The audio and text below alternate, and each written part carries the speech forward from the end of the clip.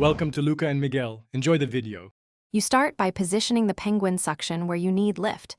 This device uses a venturi-assisted seal, so alignment matters. Once the unit is plugged into 12V power, press the primary activation. You will feel pressure build. Make sure to choose the correct nozzle for surface curvature and hold steady for 3-5 seconds until the gauge reads stable. This prevents leaks and ensures maximum adhesion, so you get a reliable initial hold before proceeding to the next phase. Once the initial seal is set, you increase suction slowly to the target range, about 60% to 80% of full force, because rapid ramp-up can dislodge fragile items. You watch the gauge and listen for the click that signals full engagement. That sound tells you the internal diaphragm sealed correctly.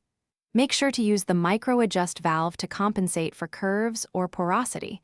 Small tweaks here make a big difference for stability. Hold briefly to finish, you release the penguin suction by pulling the quick-release tab. Do not yank because that can shock the payload. If you notice a leak while holding, first reseat the nozzle and repeat the seal steps. Most issues come from debris or misalignment. Make sure to inspect the gasket for cuts or hardening, replace it if worn, and keep a spare on hand. That single troubleshooting tip, reseat, clean, replace gasket, resolves the majority of common failures quickly.